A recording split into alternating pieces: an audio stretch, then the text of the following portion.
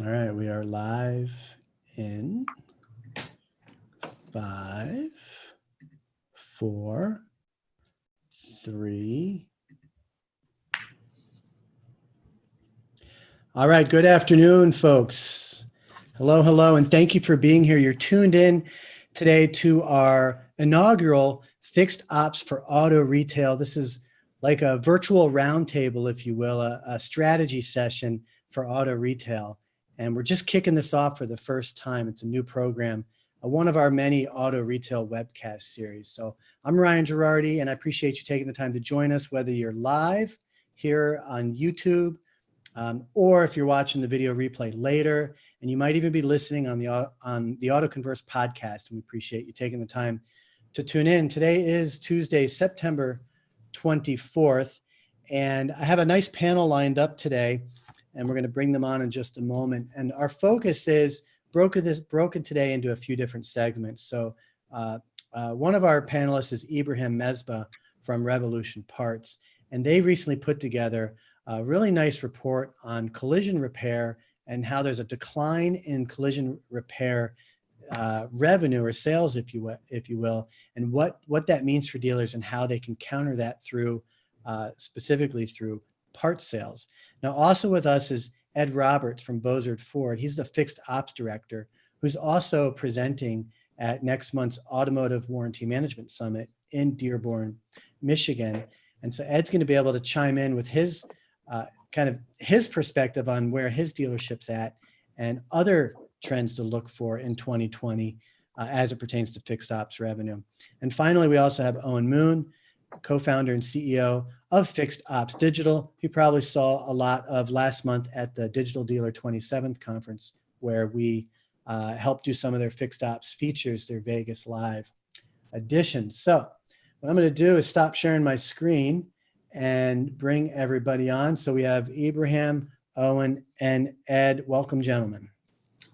Good afternoon. Hey, Ryan. Hey, Ryan. So, folks, we do record this featured on the podcast. We don't really do much screen sharing. It's meant to be conversational. So what I'd love to do, Ibrahim, is put you on the spotlight here and have you, tell us what you can about the report that RevolutionParts just released, 2020 trends that are threatening fixed ops revenue. Thanks, Ryan. Thanks for having me. Really happy to be here on the panel with all of you. So we put out a report. So just, if you don't know, RevolutionParts is we help over 1,200 dealerships in the country sell parts and accessories online across channels. And what we found is, as we talk to a lot of our dealers, we found that a lot of dealers are struggling to kind of maintain their threshold on their wholesale collision business, and are looking for other channels so that they can continue, if they're domestic brands, to hit those thresholds and access that money on the back end.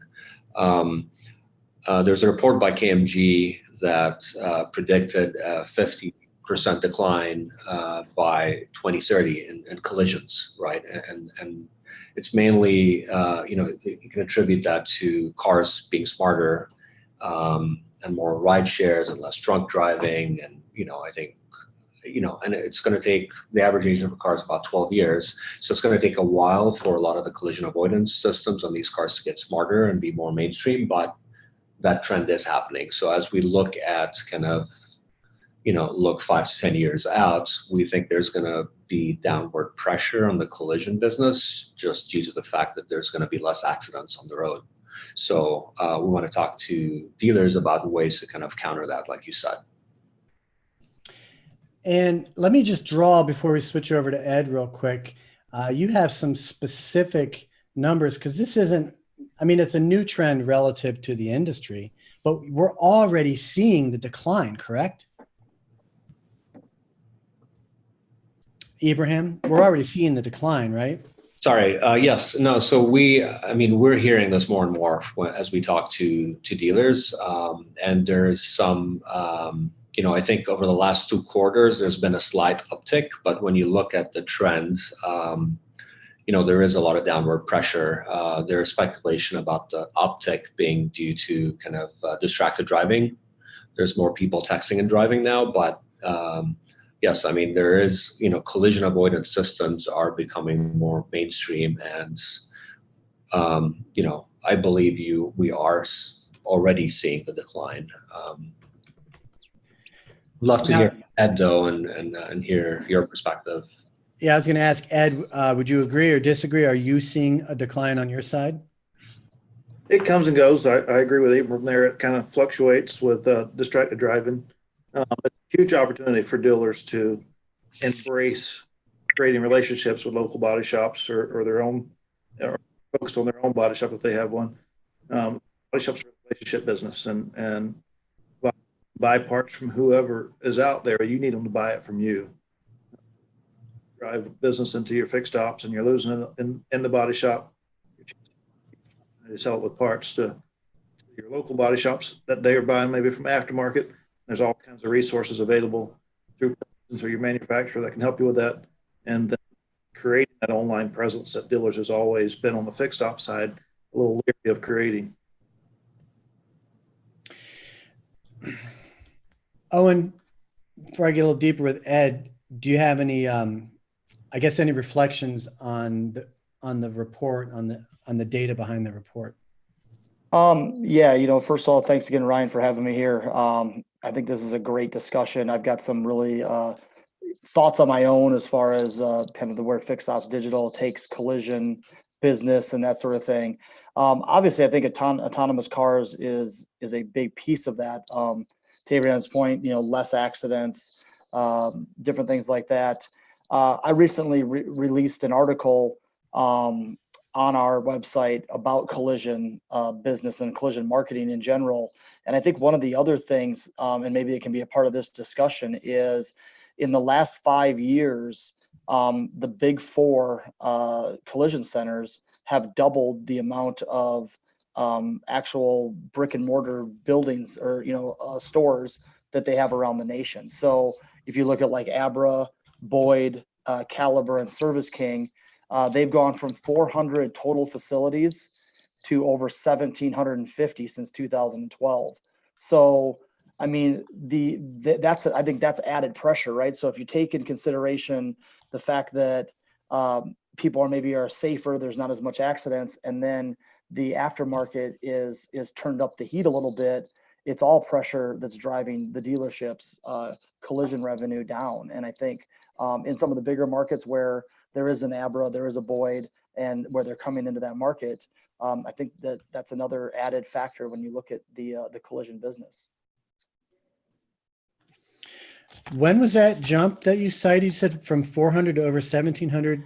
400 facilities in 2012, and as of Q1 of 2018, there was 1,750. So, I mean, that was over a year and a half ago. We're almost 2 years later at this point, but and that's in U.S. and Canada. That's not just the U.S. So, it's everything. But the point of it isn't so many how many are out there or whatever, because the number is probably bigger now. It's just that obviously, if we're dealing with added pressure of independents, and these are big independents, these aren't your mom and pop shops, these are Abra, big names that people know.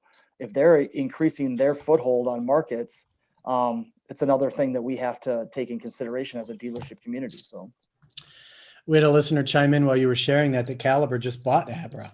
Oh, nice. So cool. And we see consolidation in so many ways, and obviously we're seeing we see it on that level as well. Ibrahim, do me a favor. Last time we were together, we really got into absorption rate, which anyone in the dealer business understands the idea of absorption rate. Could you please, for audience's sake, explain that briefly, but more specifically, explain what you're seeing with absorption rate? Because while 100% is achievable and ideal, that's not what you see on average. No, I think on average, we see about 57% absorption rates. And yeah, I mean, 100% is the magic number. And yeah, just for some of the audience, I mean, absorption rates, the rate at which profits from part, service, and body cover kind of the total expenses of the dealership. And yeah, I mean, just to Owen's point, I mean, there has been added pressure with independents, right? In addition to the trends with cars being smarter and autonomous driving and less collisions. So, what I think we should continue, dealerships should continue to maximize their collision business and have better relationships with their, bigger wholesale local customers. But I think there's a bigger opportunity too to be more competitive on the mechanical side and really maximize your online presence, right? So you're reaching all new customer base. Now, in your report, the case that you build, you say, look, you're going to lose collision repair revenues on the decline, but you can focus on parts sales. I'd like you to speak to that, but clarify for us, are you suggesting dealers focus on parts sales to consumers, or is it more to the collision centers and repair shops and the wholesale side? I mean, I think it's all of the above, right? So one other trend that we're seeing when we talk to dealers is there's less consumers walking into the dealership to the parts counter to buy parts, right? And it's because a lot of consumers now expect that they should be able to go online and self-serve. So if you don't have an online presence, you're probably losing the opportunity to serve that customer today. So I think dealers should continue to maximize on the collision side, but also improve service levels by adopting the right type of tools, solutions, partnerships, and sell online. Do a better job selling to repair shops on the mechanical side, but also to collision body shops on the collision side. So it's a all of the above strategy, right? And I'm gonna take a risk here. And I would say at the risk of making you look bad, but you wouldn't because you're a thought leader, you're an innovator. That's why you're here. That's why you're presenting at the Warranty Summit next month. Ibrahim put out there that the average absorption rate across the board is at 57%. Speak to us about absorption rate on your side. Is 100% attainable? And what are some things you do to help get you there? Absorption rate, 100% absorption rate is 100% obtainable. I guess that's the rhymes there a little bit, but it's attainable, but it's something you have to work at. And it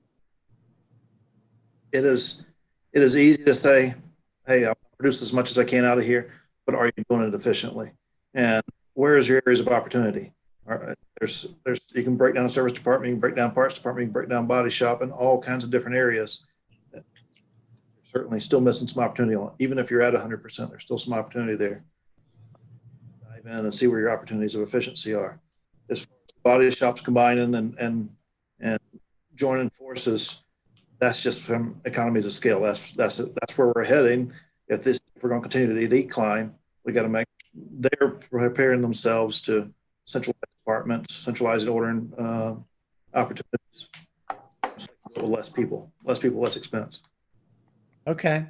And now, Owen, with your dealership clients, is absorption rate something that's part of the strategy? I mean, it's kind of an end result, but is it something that comes up in your conversations that you have to have an asserted effort towards with your dealers? Not as much. When you're working more on the digital marketing side, it's really more about exposure, online visibility, and then the amount of traffic that we're able to drive into the website that's very service focused. So in my example, or in kind of what I do with my dealers when it comes to the collision side, is we are talking about getting more of that information online. Because when people are looking for a place to go get their car fixed, or having some questions regarding the collision side of the business, if there's zero content on the dealership's websites, obviously Google can't find that content and can't start to put that piece of content in front of the customer that's looking for it. So the relevancy, it just isn't there. So of course, at that point, you start to drive more awareness and visibility to the ABRAs and that type of thing. So, we're just trying to kind of bridge the gap a little bit in that we do have collision content that's going on the websites that really explains our body shops and sort of the I guess competitive advantage of why to come to our dealerships. We also have dealerships that might have multiple body shops in the market, and in that case, we will actually build some standalone websites. So it's more about the exposure and the visibility with us, then it's about getting inside the trenches, excuse me, to the absorption rate. Now, with that being said, we do work with our fixed ops directors on a monthly basis about different goals and objectives that they have. And I'm assuming that the absorption rate and some of that stuff is a big factor in some of those discussions. We just don't talk in that language as much. You know what I mean? So your strategy with dealers really is exposure, getting them traction mostly through SEO. The indirect benefits for the dealer obviously are that's going to move the needle through their different revenue channels. Parts being one of them. Ibrahim, with you here and in the report, what the report highlights, which is a great report, by the way, and folks that are tuned in, I'll let you know how you can get access to this in the show notes. But over the last 2 to 4 years, I think we've seen almost double, basically 100% growth in online parts sales. Is that accurate? Yeah, I think online parts sales are growing at about 12% year over year. So we're at about 12 billion today. In 2019, that's the estimated total, right, sales online. So e-commerce is growing. Parts is a little bit of a laggard, right? But it's growing. There's about $8 billion in parts sales sold on Amazon alone, right, last year. So it's a big opportunity, and kind of like Owen said, I mean, we work with dealers to increase their exposure and get in front of these eyeballs, right? Whether they're on eBay, Amazon, Walmart, or on the website, right? Both for a local customer and a customer that might be shopping online for a part. And what would you say to a dealer whose response to that is, well, there's so many players in the space and there's not much margin there, I don't see the point? I hear that a lot. What would be your advice to dealers that are looking at it that way? So, and I think a big part of the missed opportunity is the local customer, right? So the local customer is walking into the dealership less, like I mentioned, right? It's because they want to shop online and find out if the part's in stock before they get in the car and drive to the dealership to pick it up, right? A lot of car enthusiasts out there want to expect that level of service. Most of the dealership websites today, when you go to parts, you'll see a really long form that really nobody fills out today. So that's not as effective. So I think, I mean, we work with dealers to modernize that experience, and some dealers want to really go for it and ship parts across the country and compete outside of the local area. But most of the dealerships that we work with today really want to modernize that part experience and offer a better level of service to their local customer. Ed, comment on that briefly. Is that when you sit down and strategize around your fixed ops, just marketing strategy in general, is that how you look at it? Ibrahim is spot on. Most dealers are very, very clumsy. They're with their parts page on their website. They don't for SEO, so the relevance is non-existent. And because of the low margin, they said it's not worth my time. Well, 100% of nothing is still nothing. 100% of something is still something. And we missed the opportunity, the opportunity to chase after what's out there. Because really, if you order the part online at your store, you have a chance of them showing up to your store. They may look at other stuff. They may buy some additional stuff while they're there, or if you deliver it to them or whatever. But you have the opportunity to keep that customer with you rather than having a part shipped from across the country or somewhere else or an aftermarket. Yep. I wrote that down. 100% of nothing is nothing. 100% of something is something. Taken out of context, it's like, duh, but it's a good point, right? If you don't do anything, you're not going to dabble and you're just not going to have the channel there. Exactly. It shifts to a fulfillment center rather than an ordering center. So you fulfill that order when the part's ordered online, rather than looking it up and trying to make the sale. Mike Phillips says that's a great quote. Mike Phillips also says, Owen, Are you still really just a call away? You know it, Mike. That's good. That's good.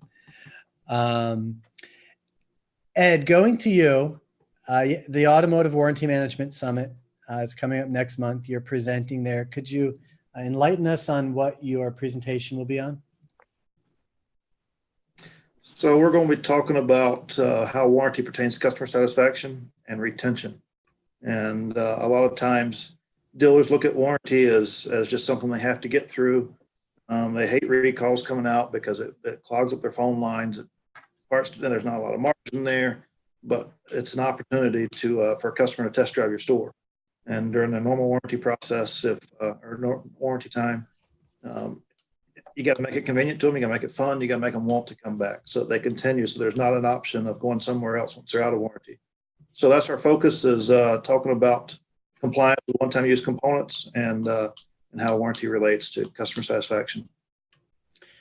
You said compliancy on warranty parts. Is that what you said? Yes, there's a lot of one-time use components now in vehicles, locked different components that are not to be reused a second time. Back and haunt a dealer if they don't follow those things. Okay. And Owen, this just randomly came up. I mean, is the customer experience part of the verbiage and the marketing copy, if you will, with your dealer strategies? Yeah, good points with what Ed is saying about the warranty and the chance to test drive and that sort of thing. I think what we have to understand is that we have that opportunity during the warranty to really, it's usually free money, right? Free money in the way that it's easy for the customer to come to you. So some of the things that we talk about is, can we put out more information about what I call late ownership services? Late ownership services is really one of our driving points, that when the warranty's up and we now have that chance as a consumer to leave and defect to an independent, we want to make sure that as a dealership, we've been promoting some of those late ownership services the whole time. So that is one piece of it, is to have more information about those different services that are happening after warranty work. But ultimately, I've been in the retail space on the sales side for years, and there was always the why buy message, right? I think in the old days, we used to call it the USP, or the unique selling proposition. Well, just because we're talking service doesn't mean that the dealership doesn't have their own unique selling proposition. We just call it now kind of a why service and amenities influence. So what we're doing with the marketing copy is really talking about, why should people be coming to the dealership to get service, and what kind of experience will they have when they get here, as opposed to maybe an independent that's down the street, that type of thing. I think inherently customers know that you should use factory parts, you should be using factory fluids and that type of thing. But when there's not information on exactly why that's a benefit, customers are going to go to convenience and price. And if I can keep them away from, hey, let's try to do the cheap route because we don't know any better, I think that's where dealerships will see a long-term customer retention and that increased revenue later on in the ownership cycle. The only thing I might disagree with you on is to assume that customers know. I've seen reports that upwards of 70% of new car owners take their vehicles in for service at independent service stations like the Jiffy Lubes and whatnot, which would indicate that they don't even know. Well, yeah, so, and that's not even an argument. If they don't know, makes it even more important that we're getting the information out, right? I mean, yeah. So if they do know, they still don't know to the extent, especially when you move past your general services like oil change, batteries, tires, things like that. So yeah, I only mention that because I don't think we should assume that the customer knows what's in warranty and what's not. And yeah, as a dealer, I think the onus is on the dealer to educate the customer through that. That's exactly right. It's up to us to educate them when they come in for any kind of service, whether it's warranty, whether it's a recall or whatever. So that's educate them why we're the best one to service with. Ibrahim, I was going to go to you for final thoughts, and we had a listener chime in asking a question. So maybe you can kind of close with us, put a full circle here on the report. But is there opportunity for dealerships to grow their non-collision / mechanical parts business?